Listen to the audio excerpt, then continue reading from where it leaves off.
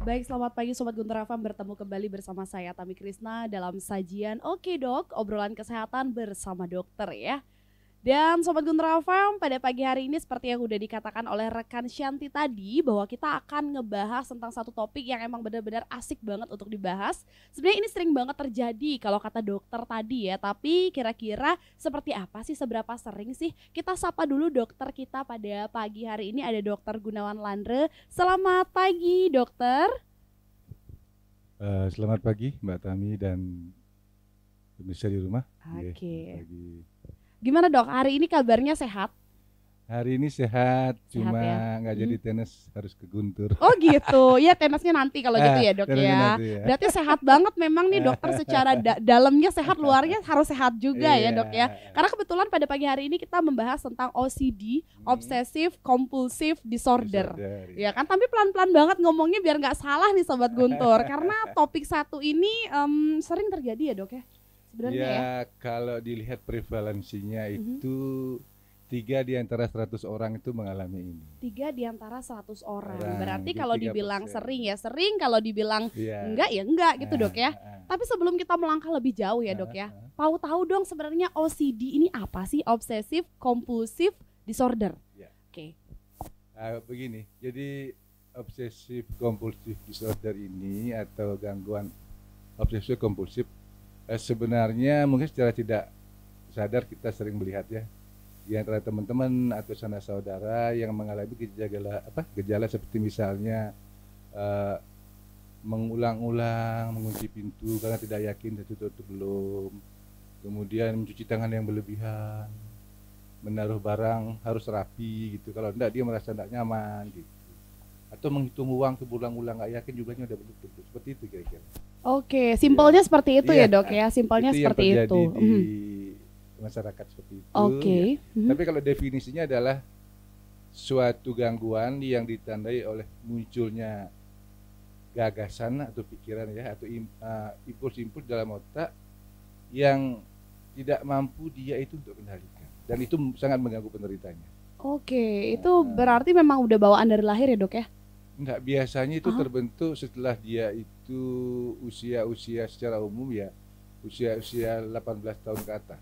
Oh, berarti udah lumayan dewasa ya dok ya, udah dewasa baru terbentuk itu. Iya. Tapi itu bisa terjadi karena apa aja sih dok? Ada nggak sih faktor-faktor yang mendukung hal ini bisa terjadi di masyarakat gitu? Jadi penyebabnya ini memang multifaktorial ya. Ada yang menyebut ini faktor genetik ya. Kemudian ada yang menyebut ini masalah-masalah berkaitan dengan stresor psikososial atau bagaimana kebiasaan seseorang itu mempergunakan mekanisme pertahanan jiwa. Jadi banyak faktor sebetulnya. Oke, ternyata banyak faktor yang bisa membuat kenapa seseorang bisa menderita obsessive compulsive disorder gitu dok ya. Terus kalau misalnya kita ngomongin tentang OCD ini dok, nah banyak mungkin di masyarakat yang memang memiliki gejala seperti ini tapi mereka nggak sadar ya dok ya, rata-rata mungkin ya dikira ya memang biasa aja gitu, padahal ini sebuah gangguan ya dok. Iya. Jadi begini, mungkin ada yang memiliki gejala seperti ini, tapi selama dia masih bisa melakukan aktivitas, ya, entah dia sebagai mahasiswa atau sebagai karyawan atau sebagai ibu rumah tangga, dia belum akan mencari ini bantuan psikiater, karena dia sebetulnya orang mengalami begini merasa tidak nyaman. Gitu. Jadi perasaan yang timbul adalah perasaan tidak nyaman dulu ya dok karena ya. Dia, aduh kok muncul ya pikiran gini lagi. Ekstrimnya begini, kalau OCD ini kan dibagi menjadi 3 sebetulnya ya, ada tiga diagnosis. Yang pertama itu yang namanya dominannya adalah pikiran. Jadi seseorang yang mengalami gangguan ini itu salah satu contohnya adalah dia ingin membunuh anaknya, selalu punya pikiran begitu. Selalu dok? Iya. Waduh. Jadi dalam satu bisa 3 kali, sehingga dia kalau dekat anaknya dia takut, ingin membunuh anaknya gitu. Jadi saya punya pasien seperti itu. Kemudian ada juga yang tindakan, misalnya tindakan itu jadi dia tidak pernah yakin bahwa dia sudah mengunci pintu rumahnya terutama gerbang, sehingga dia begitu mau tidur ke depan lagi kerja lagi seperti itu. Jadi sangat menyiksa sebetulnya untuk ya dok ya. Kalau misalnya dan mereka mencari pertolongan kalau sudah seperti itu. Tapi kalau sejauh ini ya dok ya, sejauh kasus yang sering dokter tangani, ini rata-rata mereka pada sadar nggak sih dok kalau ini mengganggu gitu? Karena kadang kita berpikir seperti mungkin hanya pikiran kita aja gitu, hanya mungkin di otak kita aja gitu kan. Nggak banyak orang yang sadar kalau ternyata ini sebuah gangguan ya dok ya. Sejauh ini gimana dok? Sejauh ini yang datang saya kan karena gangguan. Jadi kalau dia nggak terganggu nggak akan datang ke psikiater. Iya sih betul ya dok ya. Dan secara teori juga dikatakan bahwa ini merupakan sesuatu gangguan jiwa yang ego distonik. Jadi ego distonik suatu gangguan jiwa yang tidak membuat dirinya nyaman. Oke. Gitu. Berarti ini termasuk gangguan jiwa ringan ya dok ya? Bisa dikatakan seperti itu dok? Begini, tidak ada sebetulnya sudah gangguan jiwa ringan atau berat. Cuma ini masuk dalam kelompok gangguan cemas. Oh, masih gangguan cemas ya dok ya? Karena dia masih merasa tidak nyaman ya dok ya, ada perasaan-perasaan seperti kok kayaknya pintu belum ditutup nih, atau barang kok kayaknya tempatnya bergeser sedikit gitu ya dok ya. Kok nggak rapi. Iya kok nggak rapi gitu ya. Aduh jangan-jangan. Beda-beda tipis sama orang perfeksionis. Iya perfeksionis, bener banget dok. Karena kebetulan saya juga dikelilingi oleh orang-orang yang perfeksionis ya bener. Kita nggak bisa bedain dong dok ya. Mungkin sebetulnya bedanya itu jelas. Selama dia merasa nyaman, ya itu dia perfeksionis. Oh kalau dia nyaman melakukan itu berarti dia perfeksionis ya. Suatu saat misalnya karena suatu situasi dia tidak, biarin nggak rapi, saya harus cepet-cepetan nih ke rumah sakit, saya cepet-cepetan harus kondangan, dia udah biarin aja. Jadi dia bisa memutus itu. Oke. Nah, normal. Oh berarti. Tapi kalau dia begitu naik mobil, ruangannya belum ini ya, tadi bukunya itu belum rapi, dia kembali, nah itu sudah mengganggu sebetulnya. Seperti itu. Berarti memang beberapa kali saya merasakan hal yang sama dok. Seperti misalnya kebetulan saya bekerja di salah satu bank yang ada di Singaraja. Ketika menghitung uang nasabah, berkali-kali saya sudah merasa ini upas. Tapi kayaknya belum deh. Saya ulang kembali. Tapi setelah itu saya memutus perasaan bahwa oke, ini udah pas, sudah selesai dihitung. Jangan hitung kembali. Itu berarti masih normal ya dok ya? Oke, berarti ada beberapa orang yang mungkin SP-nya begitu kan? Iya, SP-nya begitu. Cuman iya. Tapi kadang saya sendiri merasa hitungan pertama sudah pas, hitungan kedua sudah pas, hitungan ketiga kayaknya udah pas deh, nggak usah dihitung lagi, udah gitu. Seharusnya ya sekali dua kali kalau memang dihitung sudah pas rasanya cukup sebenarnya ya, tergantung kita sendiri. Sobat Guntur FM, sabar-sabar dulu ya, kita baru saja memulai pembicaraan ini. Jadi kalau misalnya kalian mau joinan di 23455, Sobat Guntur bisa bergabung bersama kami di section kedua nanti, pastinya setelah iklan. Sekarang biarkan Tami dulu yang mengorek-ngorek Sobat Guntur ya informasi mengenai OCD ini. Oke dok, kita kembali lagi ya pembicaraan kita mengenai OCD. Kalau dikatakan 3/100 orang yang mengalami OCD 3% ini, prevalensinya. 3% ya prevalensi. Itu se-Indonesia dok atau sedunia atau itu gimana? Angka sedunia, jadi rata-rata dimanapun ada komunitas ya sebegitulah. Kalau ada 100 orang warga desa berapa? Misalnya 1000 ya kira-kira 300-nya ya dok, 30 30-nya ya dok, wow. Kira-kira aja. Kira-kiranya seperti itu. Tapi sekali lagi dok, apakah ini membahayakan dok? Misalnya sampai mereka tadi dikatakan salah satunya mereka memiliki perasaan untuk selalu ingin membunuh anaknya gitu ya dok ya?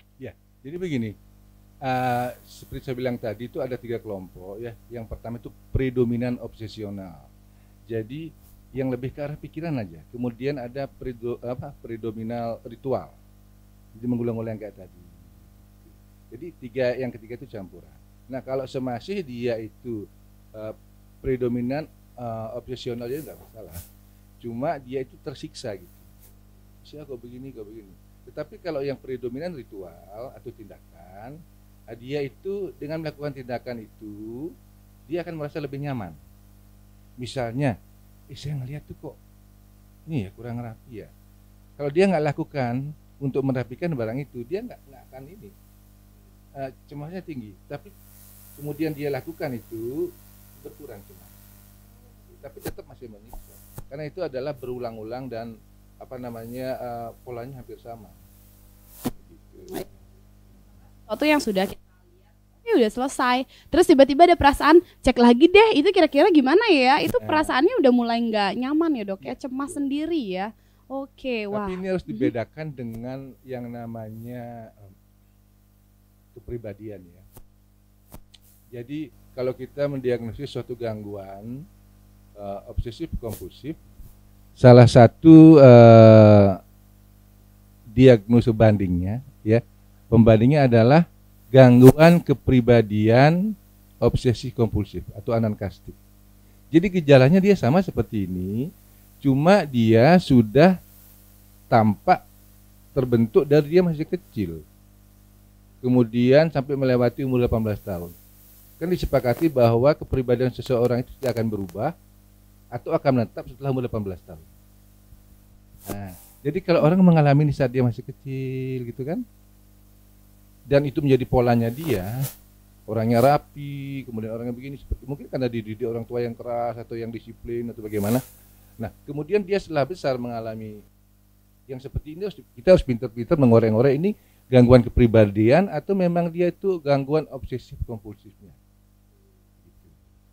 Kompleks ya dok ya. Iya, makanya datanya itu ya, itu harus lengkap sekali. harus benar-benar lengkap Iya. ya, karena kita nggak bisa menentukan orang ini nih kena OCD atau gimana gitu. Kalau hanya sekedar ya analisis biasa ya dok ya, memang harus ada analisis yang rinci ya dok ya, yang detail ya. Oke, tapi dok sejauh ini nih penanganan untuk menghadapi orang-orang yang OCD gitu ya, itu harus terapi.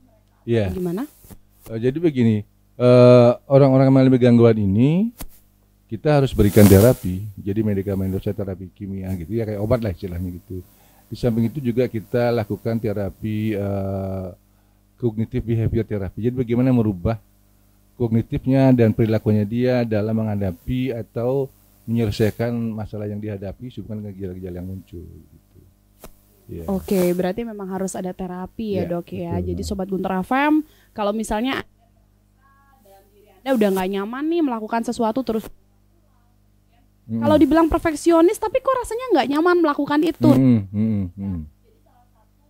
gejala Anda terkena obsesif kompulsif disorder Sobat Guntur. Nanti bisa deh minta bantuan sama psikiater ya dok ya, biar dikata juga kamu dapat penanganan yang pas, kemudian solusinya juga tepat ya. Tapi dok, ini bisa apa ya, bisa disembuhkan nggak sih dok? Maksudnya benar-benar clear, mereka tidak akan merasakan hal ini lagi, atau sekarang sembuh tapi nanti di kemudian hari entah itu karena tekanan atau mereka mengalami stres dan lain-lain akan kambuh kembali. Jadi begini, kalau kita berbicara tentang gangguan jiwa itu sebetulnya berbicara tentang gangguan suatu zat kimia di otak yang namanya neurotransmitter ya. Jadi neurotransmitter ini susah sekali untuk kita kontrol. Kadang-kadang tanpa obat dia bisa stabil. Kadang-kadang dengan obat baru stabil, atau kadang-kadang dengan obat masih tidak stabil sehingga dosisnya harus dinaikkan. Nah, selain karena sebab neurotransmitter, juga karena pengaruh lingkungan. Ini bedanya kalau gangguan jiwa dengan gangguan bukan jiwa. Banyak faktor yang mempengaruhi ya, misalnya sikap orang terdekatnya, entah suaminya, istrinya, anaknya, teman kantornya, itu sangat mempengaruhi. Gitu. Kemudian juga bagaimana ciri kepribadian orang tersebut. Apakah orang yang cukup bandel atau cuek-cuek aja, atau orang yang sensitif gitu. Jadi itu sangat mempengaruhi mereka terhadap respon-respon terhadap rangsangan-rangsangan dari orang-orang sekitarnya. Kemudian juga menghadapi masalah gitu kan. Ada orang yang masalahnya berat tapi dia oke-oke aja. Ada yang ringan dia sudah baper gitu misalnya. Itu mempengaruhi. Jadi kalau pertanyaannya bisa sembuh secara teori bisa. Iya. Ya banyak faktor. Jadi kita nanti intervensinya bukan cuma pada pasien, juga pada keluarganya. Kalau bisa teman-teman dekatnya dia gitu. Ya, intinya lingkungan yang sering diajak bergaul begitu ya dok ya. Oke, ternyata memang tenang ya Sobat Guntur, ini bisa disembuhkan, tapi memang tidak bisa dengan mudah seperti membalikkan telapak tangan. Memang ada beberapa hal, termasuk juga lingkungan yang menjadi andil terbesar untuk seorang penderita obsesif kompulsif disorder ini. Tapi kalau misalnya dokter kemudian dokter dikatakanlah konsultasi, melakukan terapi, bisa stop nggak sih dok? Misalnya ada nggak sih perasaan di antara pasien yang ngerasa, dok saya nggak ada perubahan apa-apa, ini harusnya saya gimana ya? Gitu nggak sih dok? Jadi begini, kita mungkin ngomongnya lebih luas ya. Iya. Dalam hubungan psikiater dengan pasien itu, yang pertama sekali harus ada dulu hubungan saling percaya. Bedanya dengan sakit fisik itu, apalagi dokter yang tindakan gitu ya, Dia nggak begitu intens komunikasi dengan pasien. Oh ini bedah misalnya gitu. Oh ini patah tulang, udah, dia nggak usah banyak ngomong. Yang saya tahu operasi ya sudah.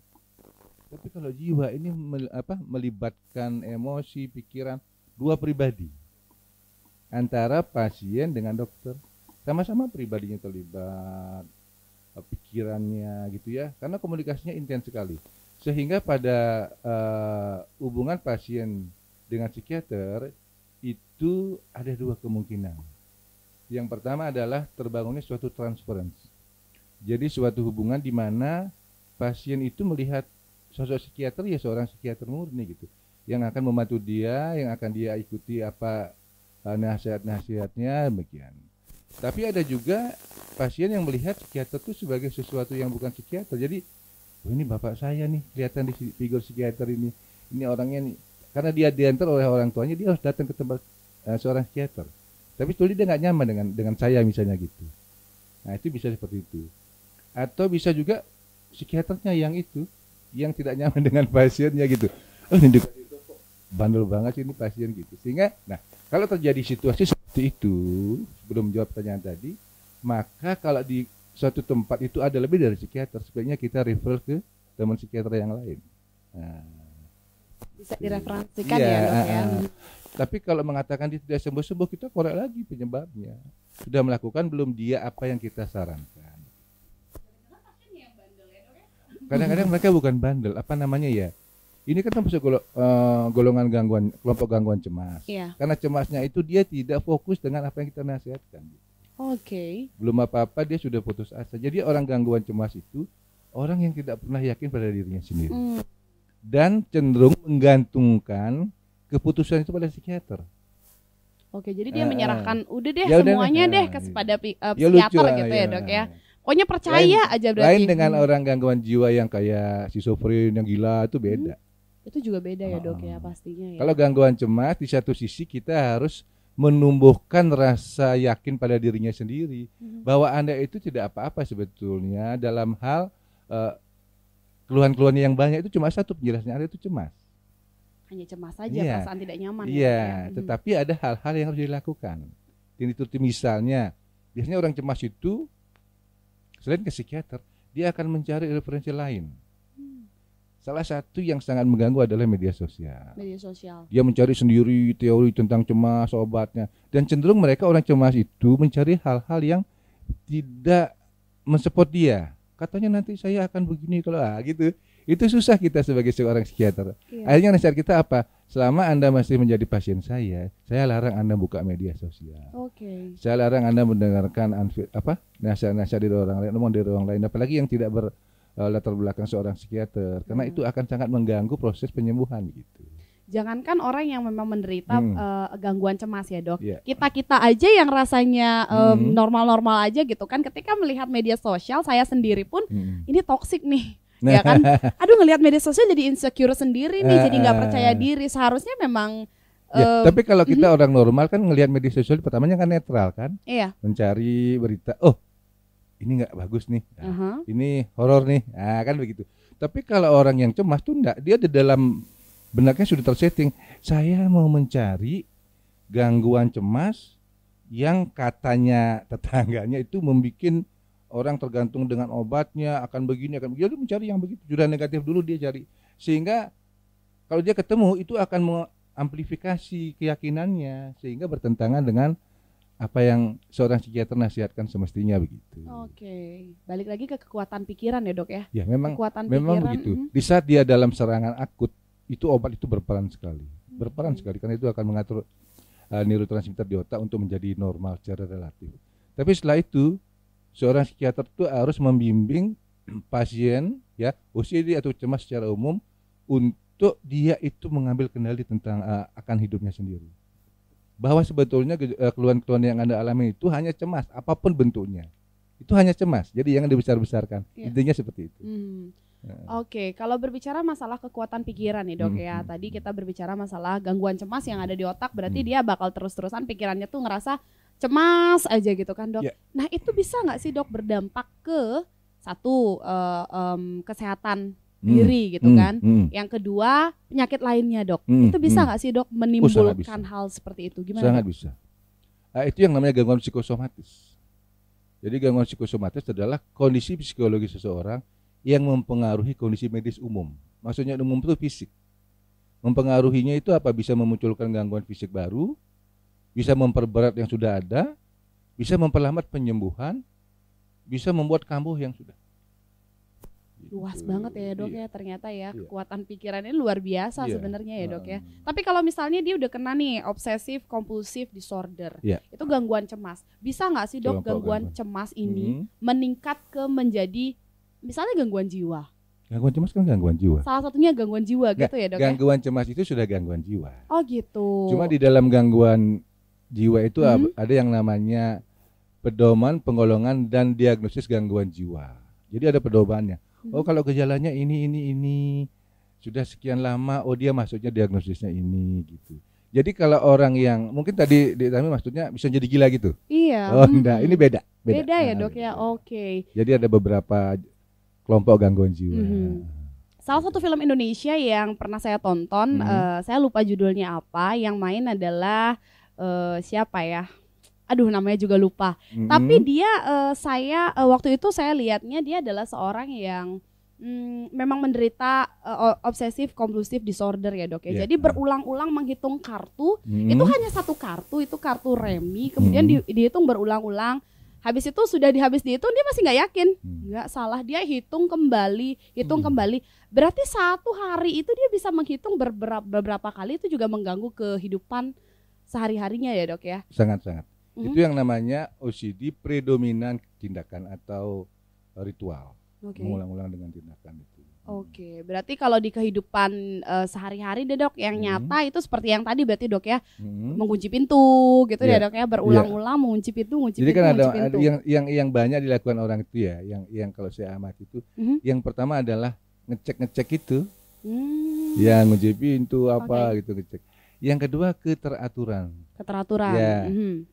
Contohnya seperti itu, naruh buku sudut sama sudut ketemu. Oh ini meja ini harus lurus. Iya betul. Sistematis. Apa namanya kok sistematis? Simetris gitu, betul. Ya kan? Kemudian yang ketiga itu masalah kebersihan. Harus benar-benar clean banget ya dok ya, harus benar-benar bersih banget gitu. Itu kan masih bagus. Ini misalnya orang mencuci tangan. Zaman sekarang kan memang dengan protokol kesehatan itu kan begitu ya. Pakai masker, jaga jarak, cuci tangan. Ini enggak. Orang ini sudah mengalami gangguan itu saat belum ada protokol kesehatan. Jadi dia kalau mau makan cuci tangan dulu. Terus sampai di meja makan udah ngambil sendok, tangan saya ini kurang bersih. Oh gitu. Wastafel lagi, cuci tangan lagi, pakai sabun lagi, begitu ulang-ulang. Wah itu nggak nyaman sih dok ya, ngelihatnya aja udah nggak nyaman ya kan, apalagi mengalaminya ya kan. Karena dia sering cuci tangan sampai di meja, jukut tulisnya udah habis. Iya benar, udah dingin duluan soto saya dok kalau kayak gitu ya kan. Tapi dok kalau misalnya berbicara masalah pengulangan ya yang tadi ya dilakukan, bagaimana dengan anak zaman sekarang nih dok, kaum milenial yang selalu mengecek handphone. Saya nggak tahu ya mereka nyaman atau tidak melakukannya, tapi beberapa di antara teman saya itu memang berkata seperti ini. Sebenarnya udah nggak tahu loh nggak ada apa di HP ini, tapi pengen terus ngecek gitu. Itu lain, itu beda ya. dok. Itu edik kali ya. Itu kecanduan ya. Iya kecanduan gadget. Jangan-jangan di antara kalian ada yang mengalami juga sobat Guntur FM, bahaya nih udah mulai kecanduan gadget. Jadi sebetulnya kan begini, apapun pikiran, perasaan, perilaku manusia yang mengganggu aktivitas utamanya sebagai misalnya mahasiswa, pegawai atau pelajar terhadap sesuatu ya, itu sebetulnya udah menimbulkan gangguan. Edik itu kan kalau gadget ini kan baru-baru aja. Dulu kan banyak. Ada yang namanya orang berjudi itu normal nggak? Normal. Tapi ada yang namanya judi patologis. Jadi judi itu udah kalah, tetap aja dia main. Sebenarnya judi ini kan permainan, gimana saya bisa menang, bisa untung. Kalau saya sudah kalah ya udah saya berhenti. Itu yang normal. Atau saya ngerjain orang, itu judi ya. Tetapi yang judi patologis itu tidak. Jadi dia tuh seneng di saat ngebitang cekian itu. Kepuasan tersendirinya di sana ya dok ya. Urusan kalah itu urusan nomor 2. Iya betul. Sehingga bisa untuk main dia harus punya uang, dia mau utang atau jual biar bisa ngebitang apa itu. Seperti itu. Jadi kenikmatannya itu sesuatu yang sifatnya tidak nyata kan itu. sifatnya kerasa gitu. Dan itu yang membuat orang edik. Bukan hasilnya. Iya, bukan Kayak hasilnya gitu. ya, tapi kegiatan yang membatasi dilakukan. pikiran-pikiran seperti itu bisa menyelamatkan seorang terhadap ketergantungan. Oke, wow. Ternyata kalau ngomongin tentang OCD, obsessive compulsive disorder ini luas sekali ya, Dok. Itu ya? sebetulnya salah satu Jangkauannya pintu ya. masuk sebetulnya. Salah satu pintu masuk untuk kita melanglang buana di gangguan cemas gitu. Wow, berarti masih ada cemas tuh segudang banyak, ini ya, Dok ya? Oke. Gangguan cemas tuh banyak. Gangguan cemas ya. Tapi kita fokus ke OCD. Mungkin masyarakat juga banyak yang tahu gejala-gejala ini, tetapi dia tahu ini kenapa ya? Iya, dia ragu-ragu kan gitu. Iya, betul, Dok. Maka dari itu kita menghadirkan Dokter Gunawan di sini ya, Sobat Guntur. Biar dikata juga Sobat Guntur yang sudah mulai memiliki kecemasan sendiri, kemudian juga memiliki gejala-gejala yang sudah kami sebutkan tadi, itu bisa lebih aware lagi ya, Dok ya. Segera terutama deh orang tua. Iya, betul. Karena memang anak nggak tahu ya, Dok ya, ini kenapa sebenarnya kalau nggak bicara sama orang tuanya dia nggak akan menemukan jalan yang tepat gitu kan, daripada statement yang katanya dalam tanda kutip itu bisa jadi menyesatkan ya, Dok ya. Kadang-kadang begini juga, gangguan ini tidak secara langsung dikeluhkan oleh penderita atau oleh orang tuanya. Seorang ibu dan bapak, suami istri mengajak anaknya itu ke tempat saya, keluhannya bukan OCD, keluhannya dia mengalami depresi. Oke. Jadi ini sangat ngeling banget, depresi, kemudian gangguan makan, gangguan fobia itu dengan OCD itu sangat membanjaran lah gitulah. Betul ya. Nah, sehingga dia itu datang dengan keluhan depresinya. Depresi. Betul. Ya, kemudian setelah diterapi depresinya 2 minggu kontrol, barulah mulai cerita.